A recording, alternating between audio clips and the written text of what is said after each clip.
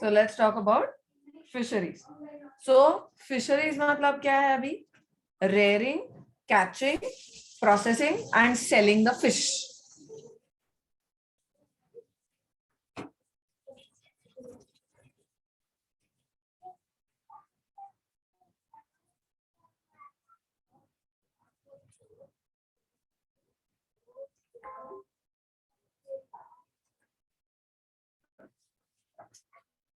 तो इसमें कौन कौन आता है? सिर्फ फिश नहीं आएंगे. There will be fish, shellfish and other aquatic animals. So shellfish में कौन आएगा? Prawns, lobster, oysters, ये सब जो है वो shellfish में आएंगे.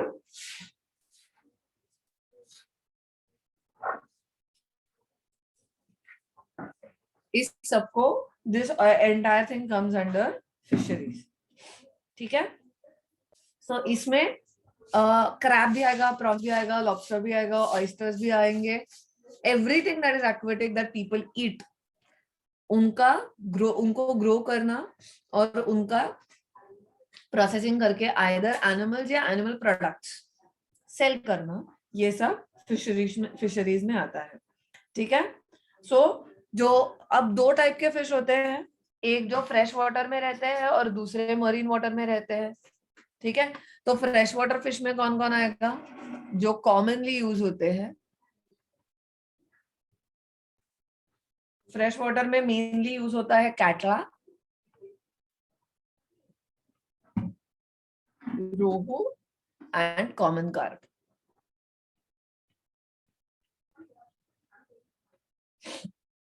ठीक है? एंड मरीन फिश जो है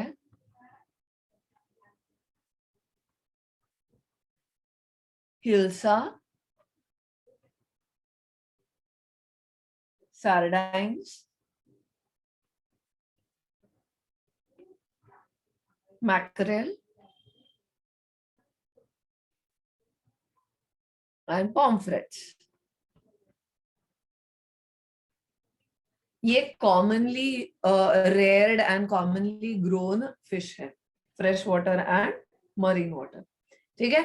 सो ये जो catching and selling and everything, ये जो फिश है, catching and managing fish is called as. अब इसमें सिर्फ और सिर्फ फिश आएंगे. No shell animals, no shell fish, no aquatic animals, only fish. When it's associated only with fish, then it is called as pisciculture.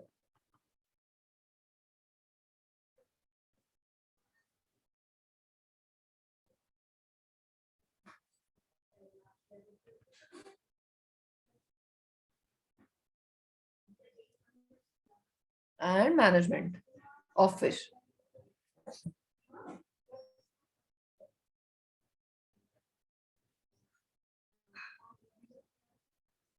ठीक है? So there are two types of fisheries. एक होता है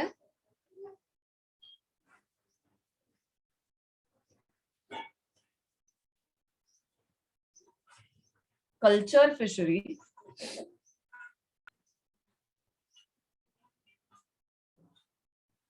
और दूसरा होता है कैप्चर फिशरी.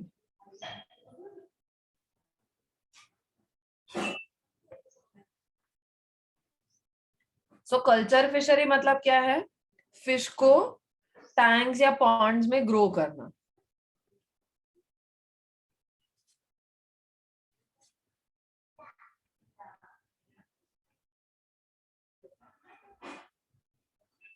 ठीक है?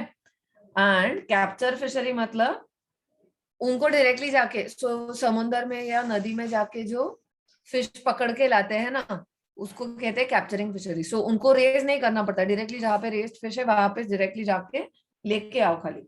Okay? So it is just the catching of fish. That is called as capture fishery. ठीक है? आप फिश छोड़ के बाकी सारे जो अलग अलग चीजें हैं, एक्वेटिक प्लांट्स है, ऑयस्टर्स है या फिश प्रॉन्स है, म्यूजल्स है, इन सबको ग्रो करने के लिए जो टेक्निक्स यूज होते हैं उन टेक्निक्स को कहते हैं एक्वाकल्चर, ठीक है। फिश छोड़ के बाकी सारे एनिमल्स को ग्रो करना, एक्वाटिक एनिमल्स को ग्रो करना, दैट्स कॉल्ड एज एक्वाकल्चर।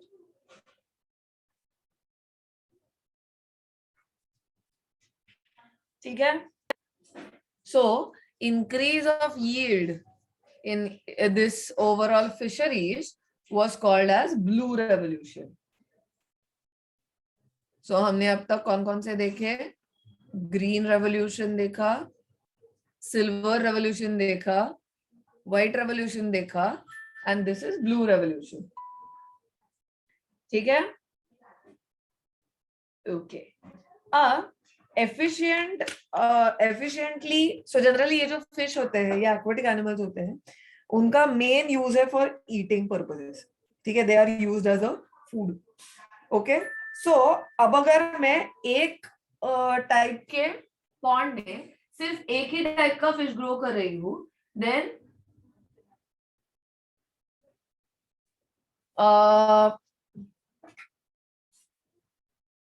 एक सेकेंड। सो एक्वा का सॉरी, जब अगर हम फिश को रेयर कर रहे हैं और उसको ग्रो कर रहे हैं, सो अगर मैंने एक पॉन्ड में एक ही टाइप का फिश ग्रो करना स्टार्ट किया तो प्रॉब्लम क्या हो जाएगा कि मुझे बहुत देर तक रुकना पड़ेगा and I won't have variety to sell it, so I will have limited scope of this fish growing and selling it. Okay, now इसको ओवरकम करने के लिए the method that is used is called as composite और एक second, just a second.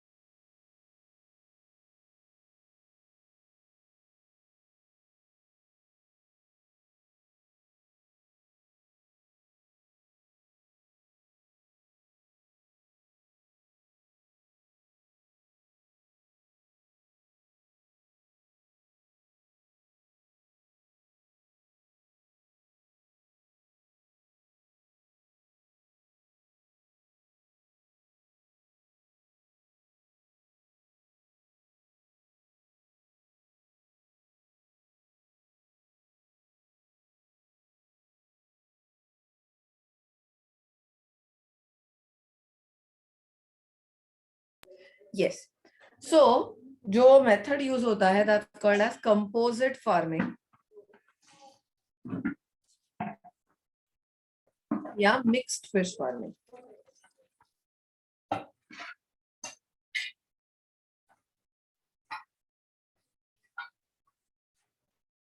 ठीक है, now इसमें क्या करते हैं, eight a time same pond में 2 to 3 different types of fish are grown together.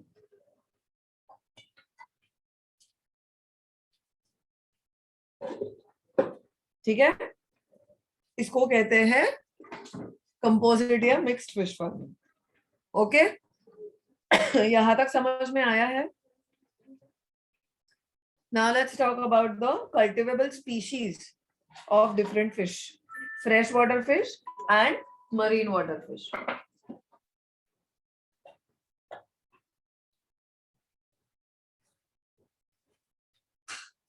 Okay, ये लिख के हुआ है ना सबका?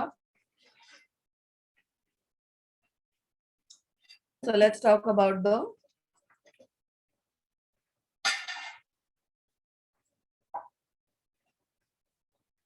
कल्टिवेबल, मतलब जो हम प्राइवेट लेवल पे किसी पॉन्ड में या इसमें ग्रो कर सकते हैं, ऐसे फिश को कहते हैं cultivable fish.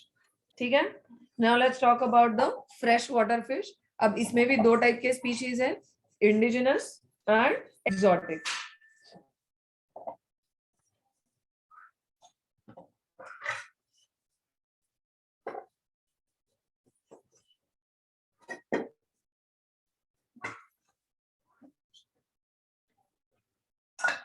So indigenous species में कौन आएगा? Catla, catla, Labeo Rohita,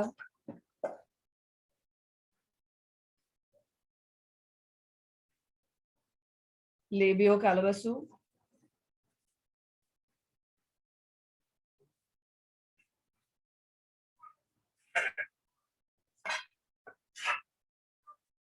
सिरिनस मृगाला,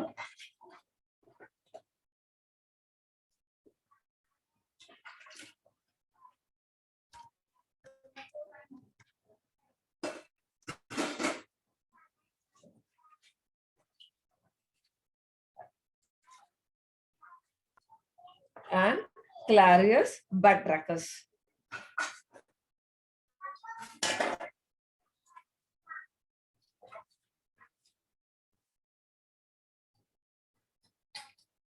These are indigenous species which are freshwater. Exotic species are Cyprinus caprio,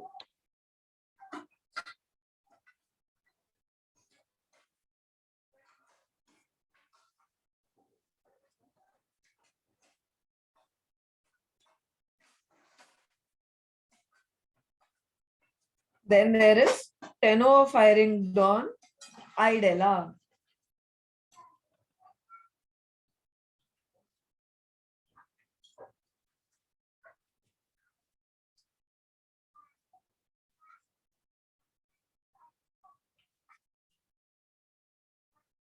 इसको कहते हैं कॉमन कार्प, इसको कहते हैं grass carp,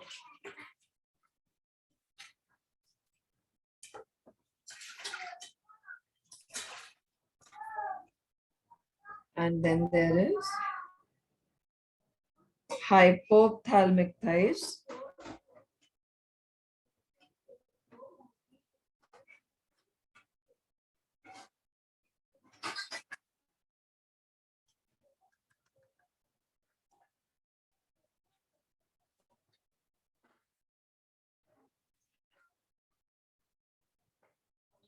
this is called as silver carp.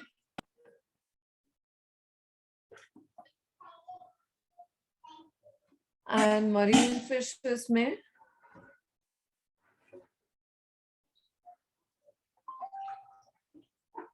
indigenous species में एक्चुअली इसमें इंडिजिनस और एक्सोटिक एज सच नहीं है. सो इसमें है hilsa, Salmo, सार्डिनेला,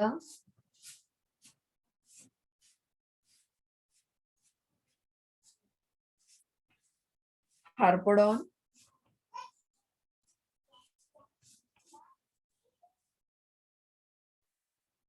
स्टोमालियस,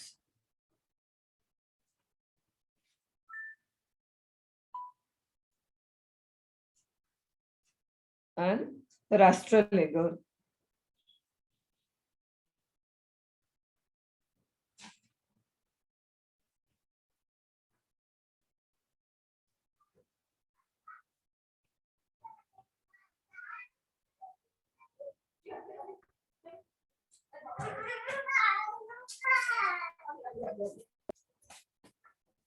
This is Bombay duck.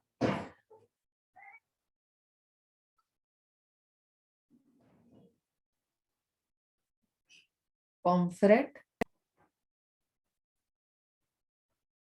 And this is mackerel.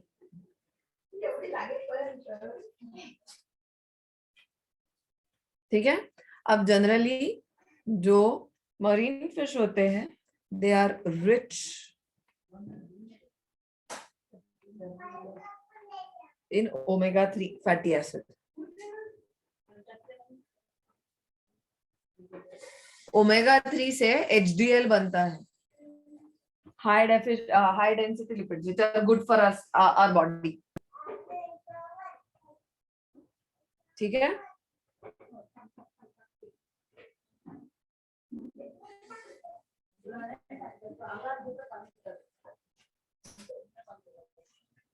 All right. समझ में आया है? Write this down. Then we'll talk about the important steps of fish culture. क्या क्या करते हैं? Write this down and then we'll move ahead.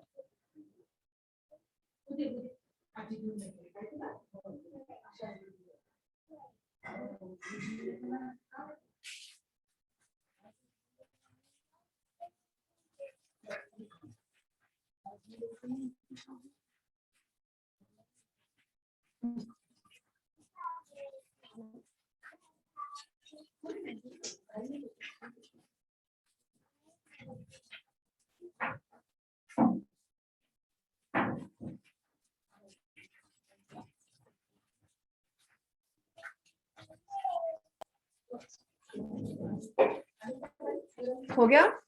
चलो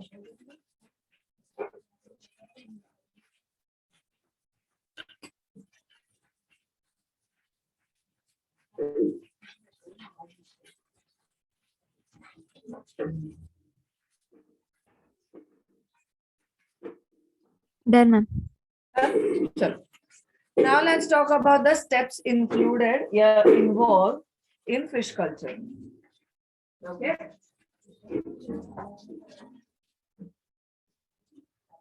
Now ये फिश कल्चर करने के लिए अब हमें क्या करना है? आर्टिफिशियली फिश ग्रो करने हैं.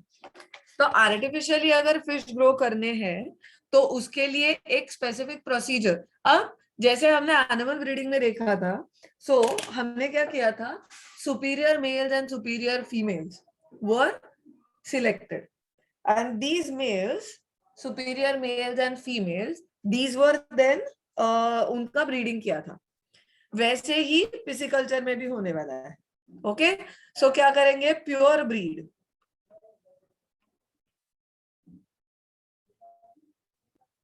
Of desired fish species will be taken. तो इसमें there will be healthy males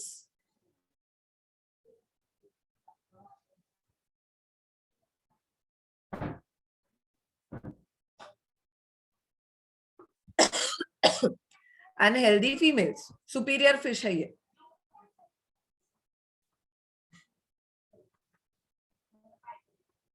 ये सिलेक्ट कर दिया. ओके. इनमें क्या करते हैं? आर्टिफिशियल ब्रीडिंग करते हैं.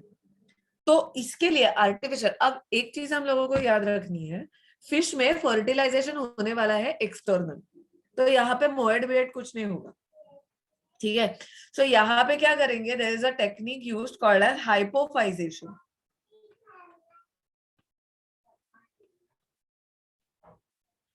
हाइपोफाइजेशन मतलब क्या होता है? पिट्यूटरी एक्सट्रैक्ट का इंजेक्शन देते हैं. Hypophysis is pituitary gland. ठीक है. So they will inject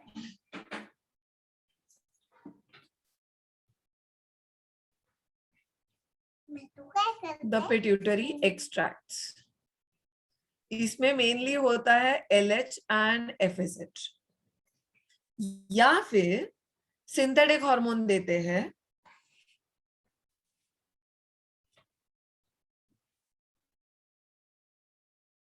so synthetic hormone कौन सा देंगे?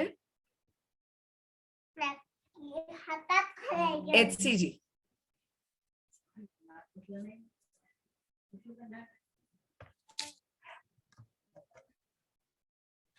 Human chorionic gonadotropin.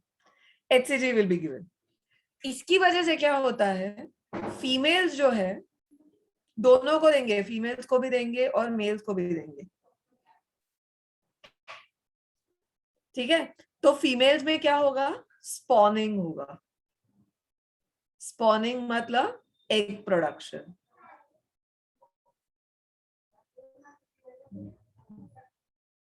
ठीक है. और मेल्स क्या करते हैं? दे एमिट मिल्ट. मिल्ट मतलब जैसे मैमल्स में सीमन होता है, वैसे फिश के सीमन को कहते हैं मिल्ट. तो इसमें स्पर्म्स होते हैं।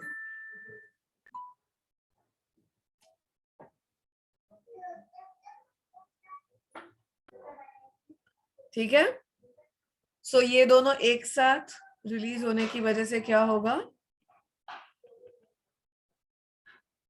फर्टिलाइजेशन हो जाएगा।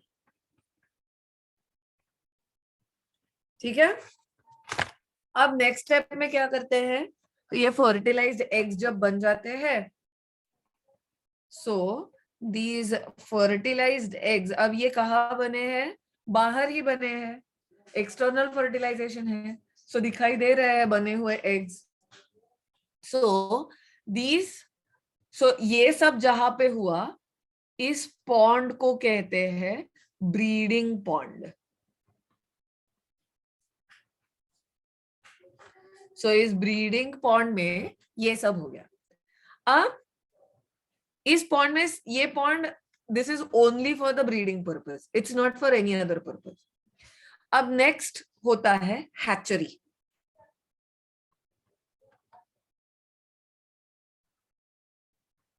हैचरी मतलब it is also a pond जहां पे एग्स हैच होते हैं। ठीक है, but these are small pits, so these are also called as hatching pits. ठीक है, सो दीज फर्टिलाइज्ड एग्स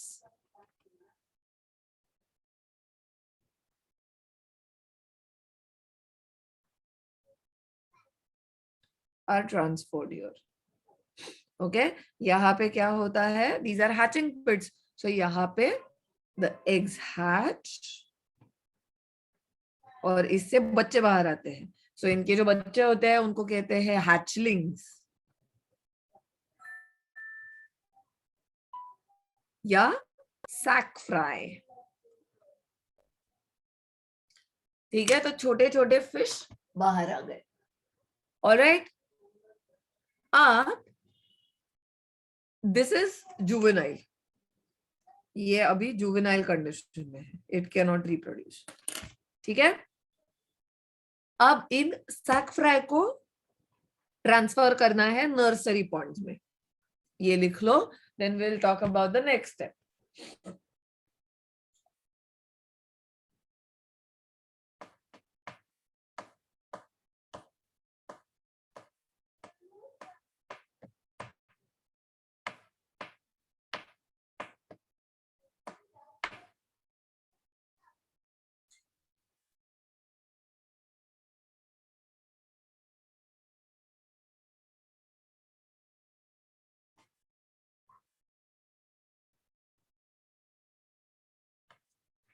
हो गया,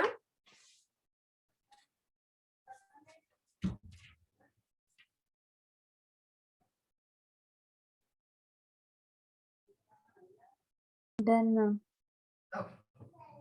अब इनको, ये जो सैक फ्राई है मतलब छोटे छोटे बच्चे हैं फिश के, इनको ट्रांसफर करना है नेक्स्ट दूसरे पॉन्ड में, जिस पॉन्ड को कहते हैं नर्सरी पॉन्ड।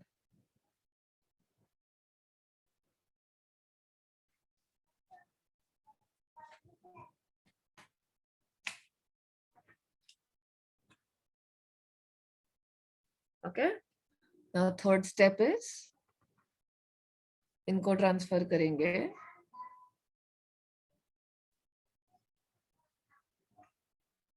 नर्सरी पॉन्ड में। ठीक है, हैचरी से उनको डाल दिया नर्सरी पॉन्ड में। नाउ सैक फ्राई यहाँ पे बन जाएगा, ग्रो होके फ्राई, बड़ा हो गया थोड़ा सा। ठीक है, सो ये जो फ्राई होते हैं, they feed on zooplanktons and phytoplanktons. Zooplanktons and phytoplanktons are very small animals. Phytoplanktons जो होते हैं वो प्लांट के जैसे फोटोसिंथेसिस करते हैं, zooplanktons are dependent on something else for growth. ठीक है, तो ये जो छोटे से एनिमल्स है जिनको कहते हैं zooplanktons and phytoplanktons, इन पे ये फीड करते हैं। ठीक है, and they grow in size and so fry का बन जाता है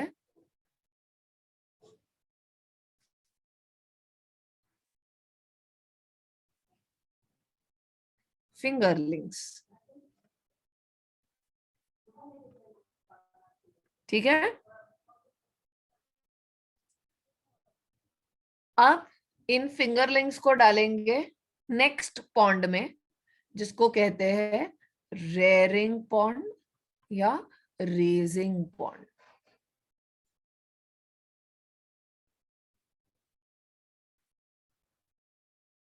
रेजिंग पॉन्ड या रेयरिंग पॉन्ड।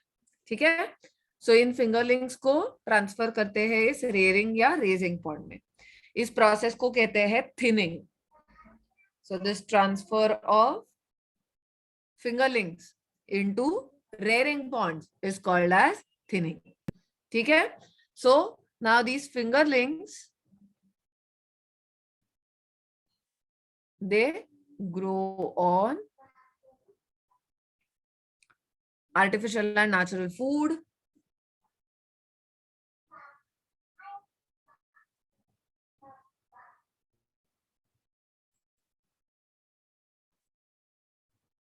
और इनका साइज बन जाता है, दे ग्रो टू साइज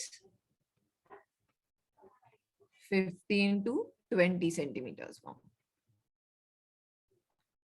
इतना साइज इनका बढ़ जाता है। अब ये 15 to 20 सेंटीमीटर लॉन्ग फिंगरलिंग्स जो है, these will be transferred into stocking ponds.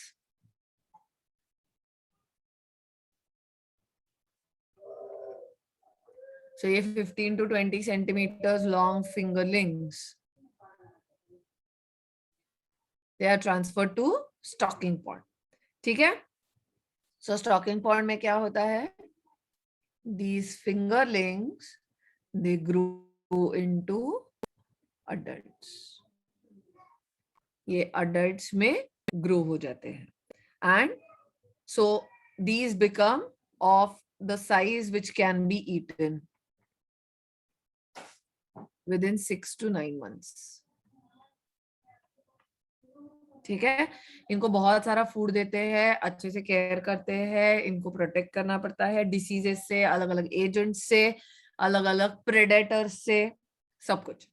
ठीक है ना, अब इस स्टॉकिंग पॉन्ड में जब बड़ा बन जाता है, सूटेबल साइज बन जाता है फिश का, then they will be captured, and then so capturing of fish from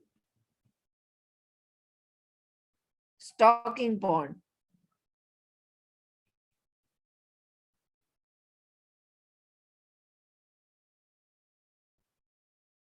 तो उसको, इस प्रोसेस को कहते हैं हार्वेस्टिंग।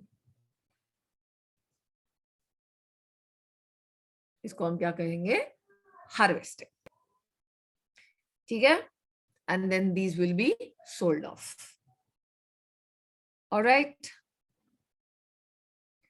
सो इंडिया में जो प्रीमियम इंस्टीट्यूट्स है which are masters in this fisheries is Central Inland Capture Fisheries,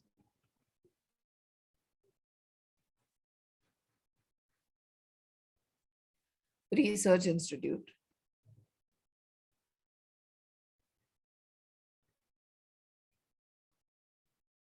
CIC FRI.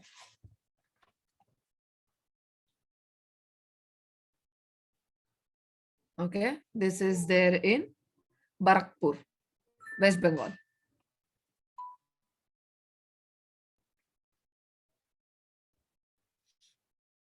Second institute is Central Marine Fisheries Research Institute.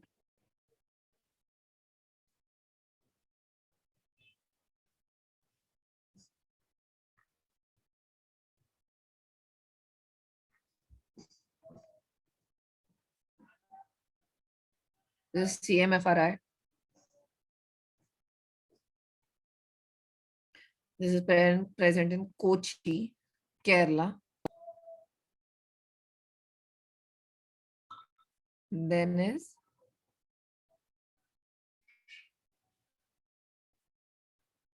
Central Institute of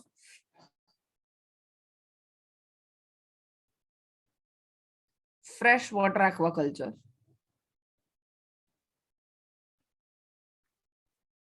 Which is CIFA.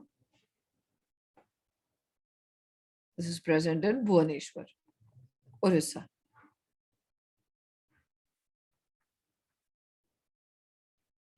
ठीक है, और ऐसे बहुत सारे research institutes present है in the in India.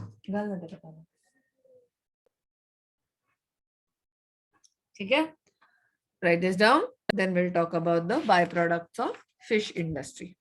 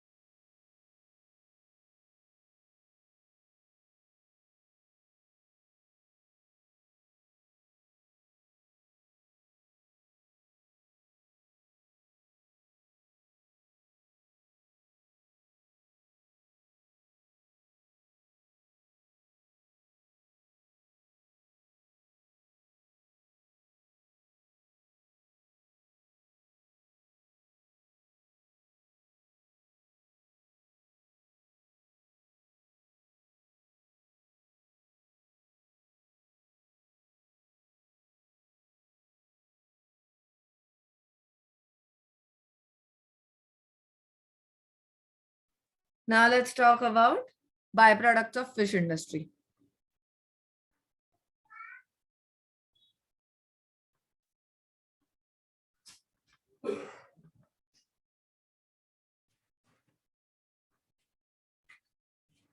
So सबसे पहला है icing glass.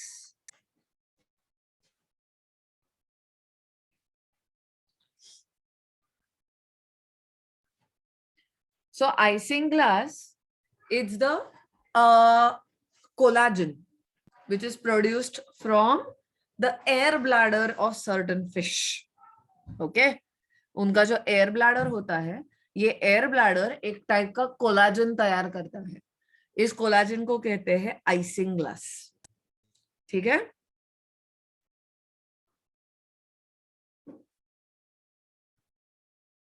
it's produced in the air bladder of catfish and carps.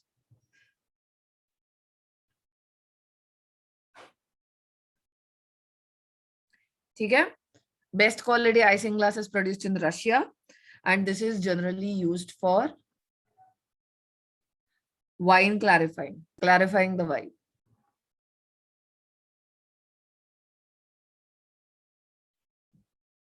Wine को क्लियर करने के लिए ये यूज होता है. This is a collagen, high grade collagen.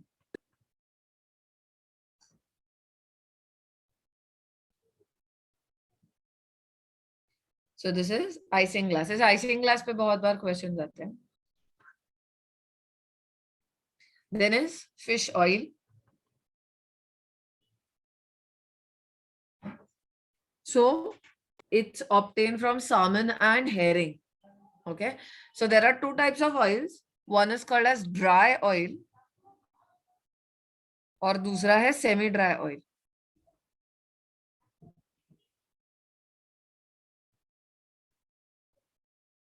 So dry oil is obtained from salmon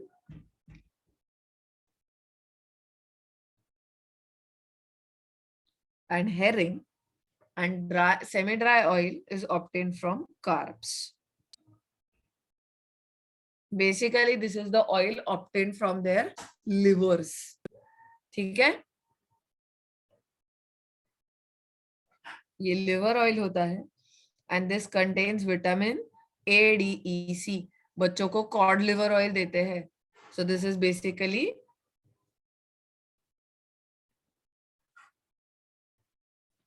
ये सारे विटामिन एक ही कॉड लिवर में या लिवर ऑयल में, फिश लिवर ऑयल में मिलते हैं. ठीक है, next is fish meal. Fish meal मतलब क्या है?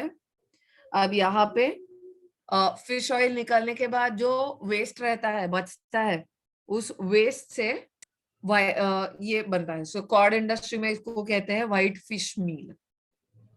It's a waste of fish oil is fish meal. Okay, इसमें कैल्शियम होता है, फॉस्फोलिपिड्स होते हैं,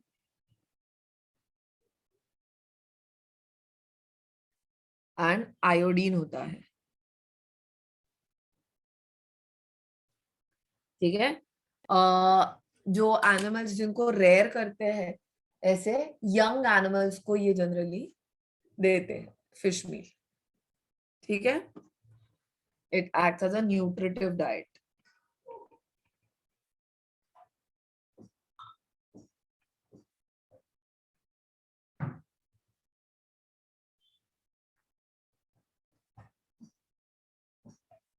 next is fish protein.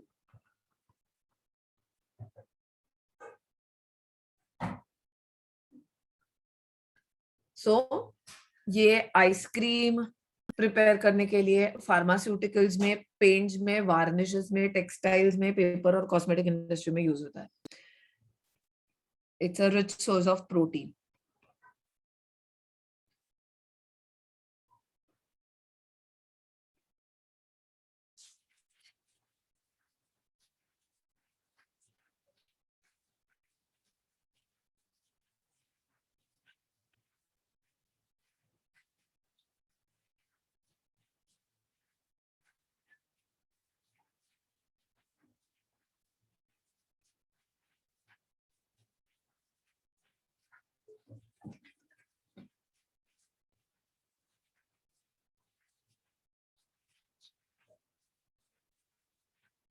Next is fish flour.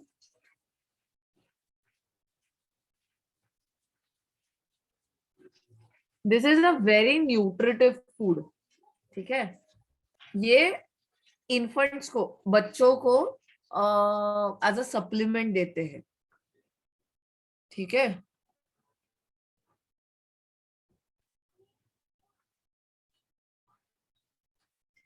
so it's given to infants, 3 to 4 months के infants को.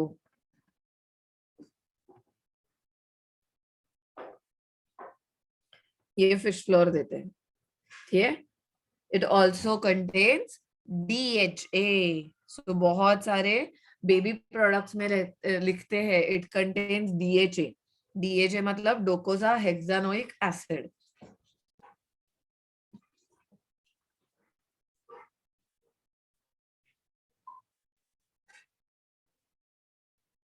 ठीक है, it's a main supplement in baby foods.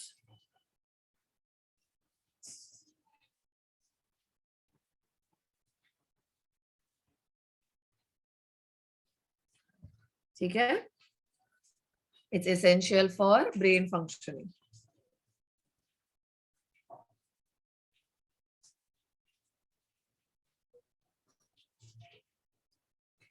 इसलिए बेबी फूड्स में ये DHA होता है. And last product is fish skin. ठीक है, सो कुछ फिश की स्किन, जैसे शार्क की जो स्किन होती है, इसको कहते हैं chagrin. This is used for covering, as a covering of card cases, jewellery boxes, ऐसे जो इसका जो कवरिंग होता है, रफ कवरिंग, तो उसको कवर करने के लिए ये शैग्रीन यूज होता है.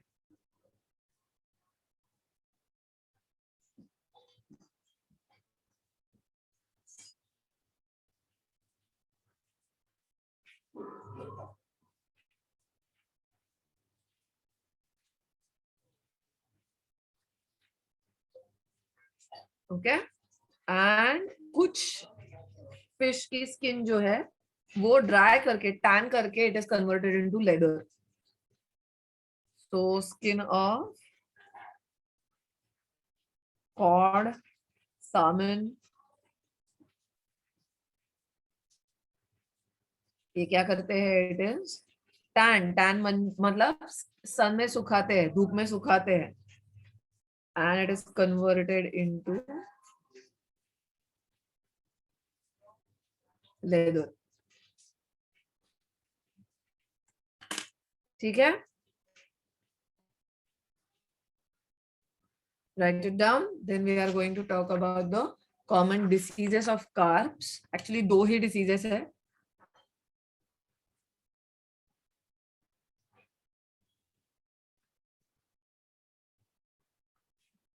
एक होता है फंगल डिसीज जिसको कहते हैं गिल रॉट.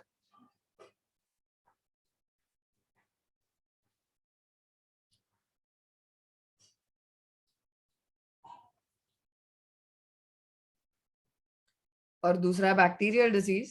इसमें बहुत सारे हैं.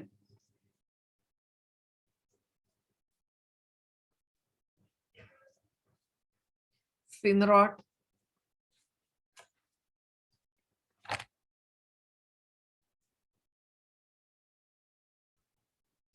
Tell rot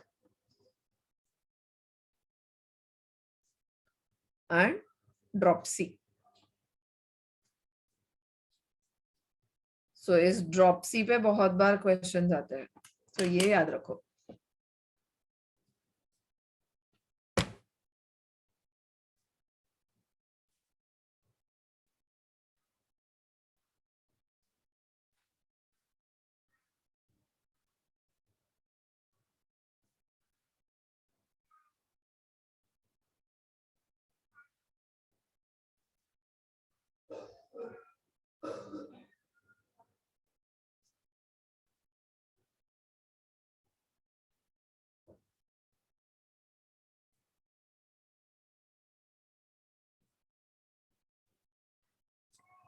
Let me know once you're done.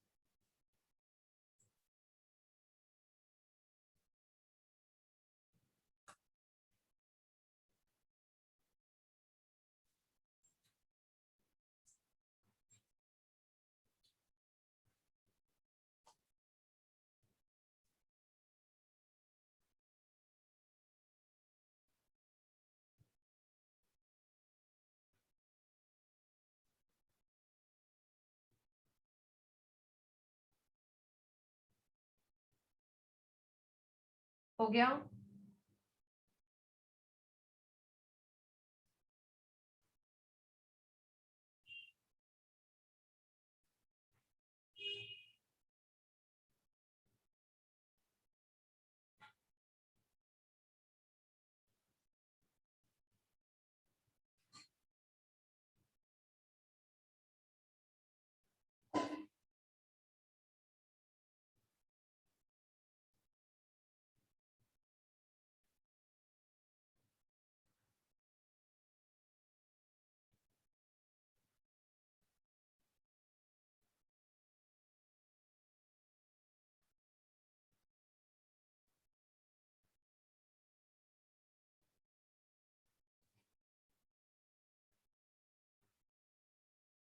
हो गया क्या? Yes, ma'am.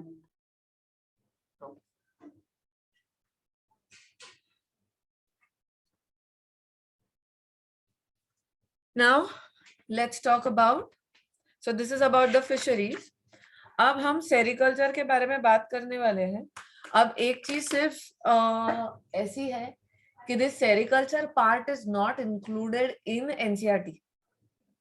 ठीक है, एनसीईआरटी में ये नहीं है, लेकिन कभी कभी क्वेश्चंस पूछे हैं अबाउट दिस सेरिकल्चर, तो हम शॉर्ट में फट से ये सेरिकल्चर का पार्ट देखेंगे. ठीक है, जनरली नहीं पूछते, बट एक या दो बार इस सेरिकल्चर पे क्वेश्चंस पूछे हैं. So that's why we are going to study this. Okay, so you will not be able to find this in NCERT, but just remember वो थोड़ा सा पता होना चाहिए.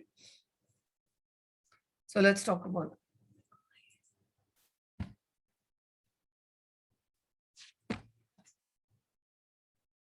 सो सेरिकल्चर मतलब क्या होता है? Sericulture is production of silk.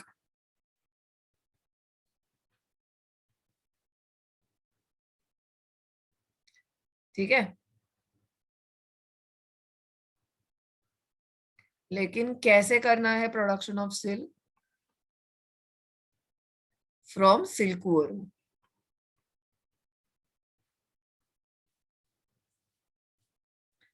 ठीक है, सिल्कवर्म यूज करके कमर्शियल लेवल पे सिल्क तैयार करना, इसको कहते हैं सेरिकल्चर. ठीक है, सो इससे जो सिल्क बनता है that is a raw silk, जिस पे प्रोसेसिंग करके फिर जो हमें क्लोथ्स में जो सिल्क मिलता है वो मिलेगा. ठीक है, नाउ जनरली जो सबसे पहला सिल्कवर्म जो था that was discovered in China. ठीक है, इंडिया में Mysore is the leading silk producer.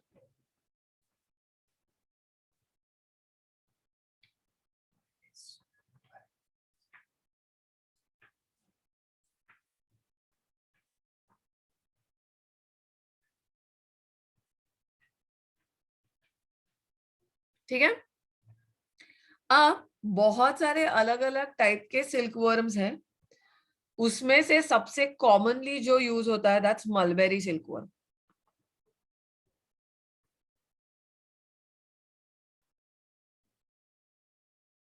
जिसका साइंटिफिक नाम है Bombyx Mori.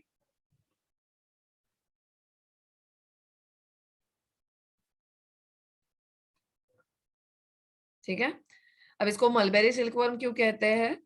Because it feeds on mulberry. ठीक है, और इससे जो सिल्क बनता है that's called as mulberry silk.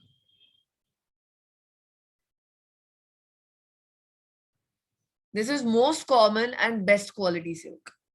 ठीक है, another silkworm is tasar silkworm. Tasar silk नाम का भी एक सिल्क आता है, उसे तैयार करने वाला है टसर सिल्कवर्म, जिसका नाम है एंथेरिया माइलिटा.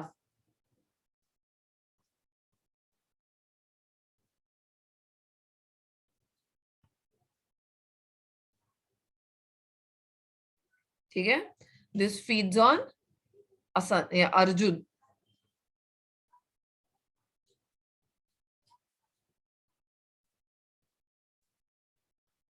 ठीक है, तो इसका जो सिल्क है उसको कहते हैं tussar silk.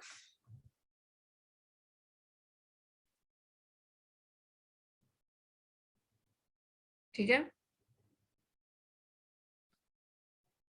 So next variety is oak tasar silkworm.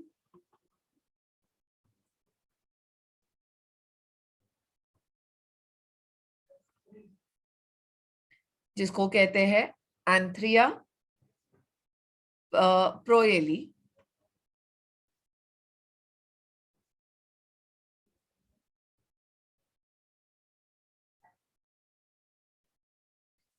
ठीक है, Then there is airy silkworm.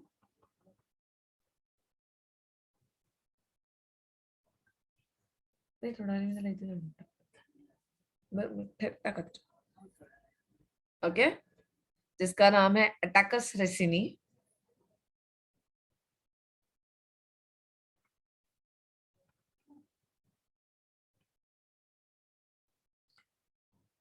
इससे बनता है ओक टसर सिल्क. इससे बनता है eri silk. And then muga silk वो.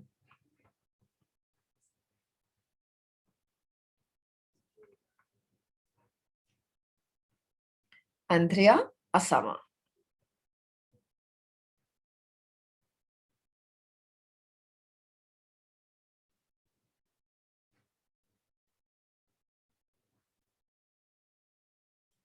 इसके सिल्क को कहते हैं मूगा सिल्क. मेनली हम लोगों को पहले दो याद रखने हैं. India is the only country जिसमें पांचों के पांचों टाइप के सिल्कवर्म्स प्रेजेंट है. ठीक है. सो सिल्क मतलब क्या होता है? This silk is the protein produced from. So ऐसे सिल्क ग्लैंड्स होते हैं. सो इट्स अ प्रोटीन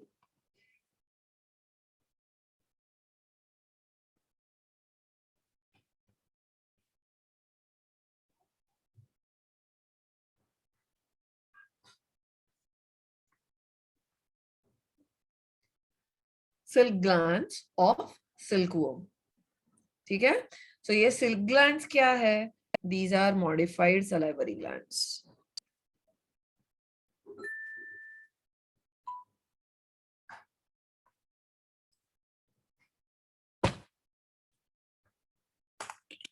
ठीक है.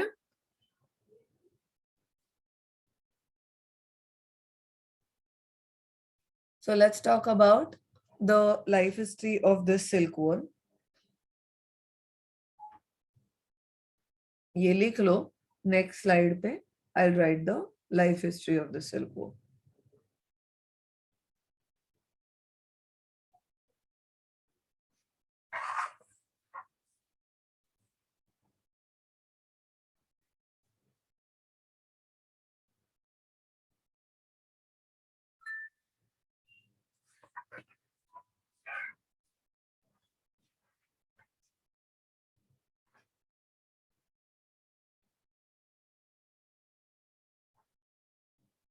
लिख के हो जाएगा तो बता देना.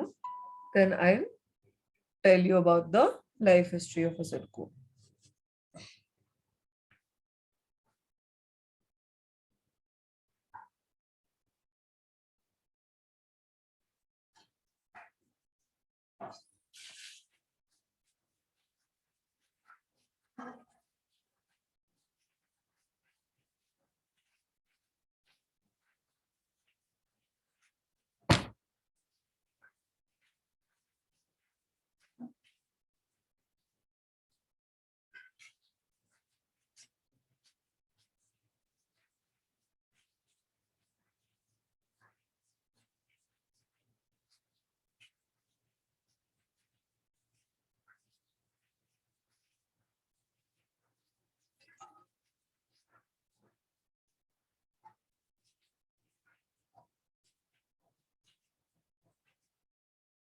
हो गया?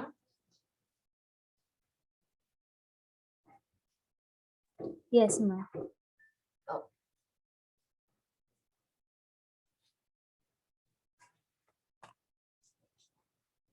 Now let's talk about the life history of a silkworm.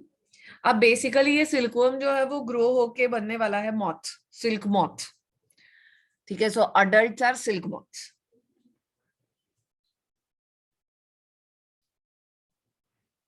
Butterfly के जैसा व्हाइट कलर का रहता है.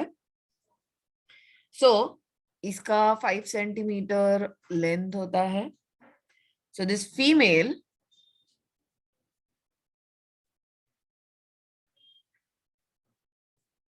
ये क्या करेगा? It will lay 400 to 500 eggs.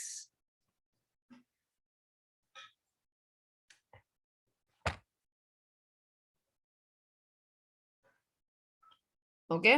कहाँ ले करती है? on leaves of mulberry plant.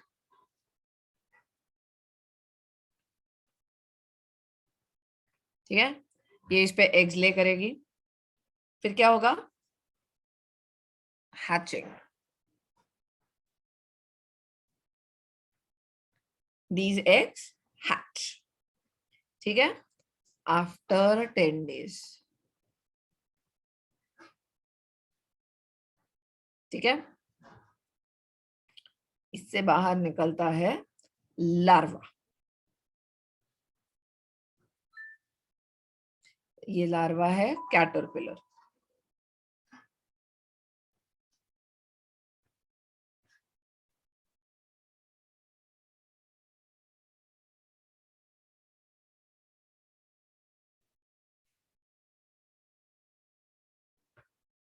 ठीक है, सो इसमें इसका लाइफ स्पैन होता है 25 to 30 डेज का. ये क्या करती है? It does the moulting. Moulting मतलब क्या होता है? कौन बताएगा what is moulting?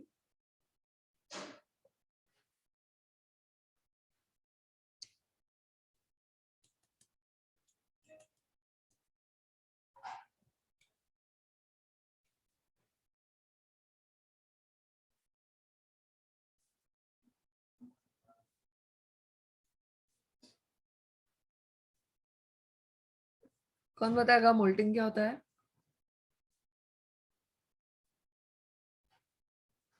Animal kingdom में सीखा था ना. ये मोल्टिंग मतलब क्या होता है? ये इंसेक्ट्स अपने मॉर्फोलॉजी चेंज करते हैं. ओके, इस changing of morphology is called as moulting. So it moults 4 to 5 times in 25 to 30 days. फिर क्या करता है? It spins the silk cocoon.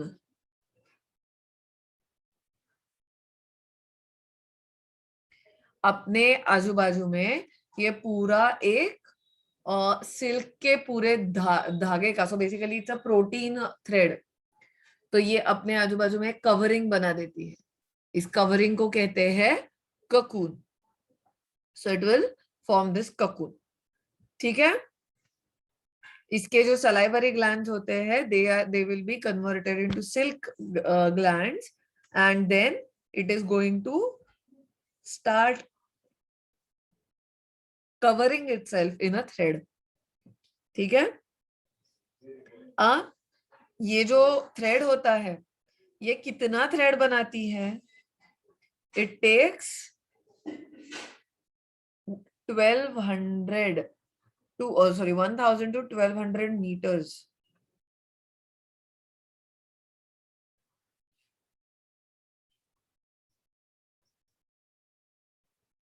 in 3 days. इतना बड़ा सिल्क का थ्रेड वो बनाएंगे. जब ये बनता है तो शुरू में ये सेमी सॉलिड है. when it gets exposed to air it will form a solid thread. तो उसका हार्डनिंग हो जाएगा. तो ये जो कवरिंग होता है इस कवरिंग को कहते हैं ककून. ठीक है, नाउ 3 दिन में ये पूरा का पूरा ककून बन जाता है और इसका वजन होता है 2 ग्राम्स. ठीक है,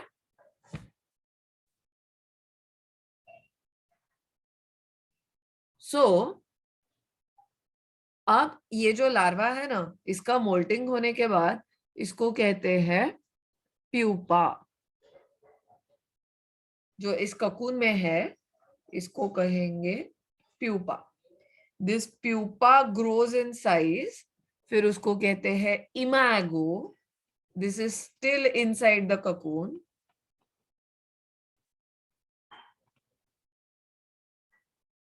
फिर ये क्या करेगा? This will get converted into adult moth.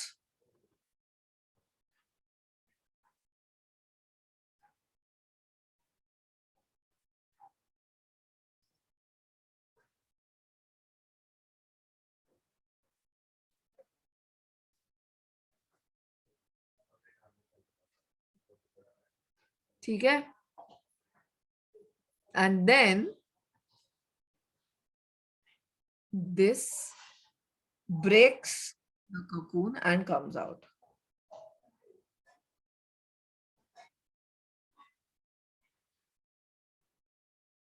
And then this adult will again lay the eggs. ठीक है, इस अडल्ट का लाइफ स्पैन सिर्फ 3 से 4 दिन ही होता है, पूरा लाइफ स्पैन. ऑलराइट, यहाँ पे ये ककून जब टूट जाता है, ब्रेक हो जाता है, उसके बाद उस सिल्क के थ्रेड का कोई सिग्निफिकेंस नहीं है. तो सिल्क का थ्रेड जो ऑब्टेन करना है वो इंटैक्ट और लंबा वाला थ्रेड ऑब्टेन करना है.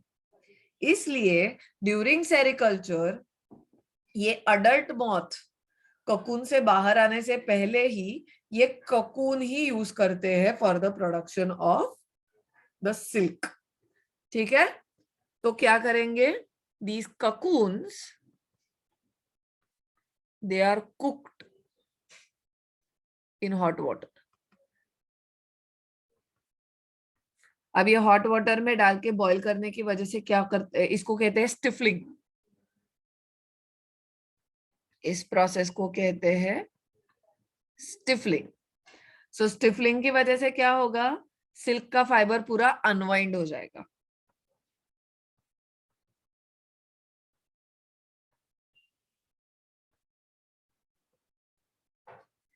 entire fiber of silk gets unwounded. Okay, जो हार्ड हो गया था और पूरा राउंड राउंड हो गया था वो पूरा अनवाइंड हो जाता है.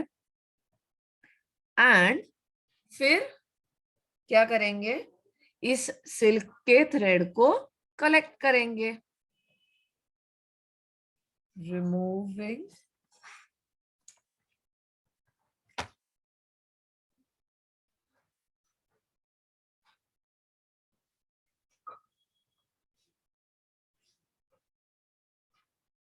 इस प्रोसेस को कहते हैं railing. So cocoons will be taken and they will be used for the production of silk before they are ruptured. ठीक है, समझ में आया है? Yes, ma'am. Okay. Now let's talk about the diseases of these silkworms.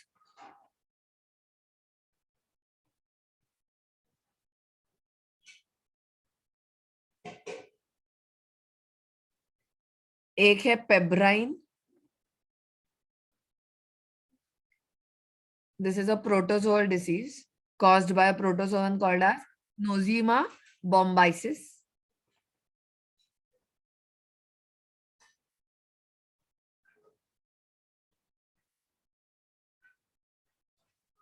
This is a protozoan which causes this disease called as pebrine. Pebrine is a name of a disease. Huh?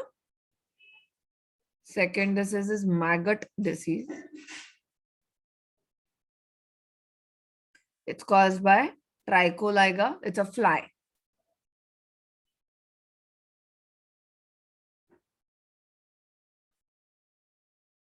Causes this maggot disease. And green muscardine. It's the third disease.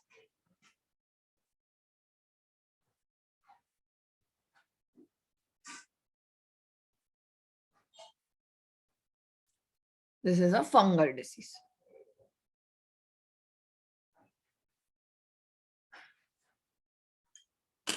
समझ में आया है? Yes, ma'am. Okay. So this is about the animal husbandry. किसी को कोई doubt है?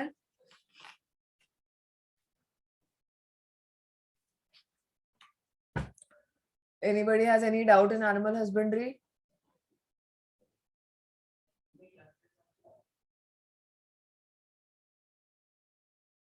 Everyone has understood? Yes, ma'am. Okay. So आज यहाँ पे रुकेंगे. कल से हम लोग स्टार्ट करने वाले हैं प्लांट ब्रीडिंग. ठीक है, the second part of this chapter. Alright, another reminder by sir, आज क्लास नहीं है फिजिक्स का, ठीक है?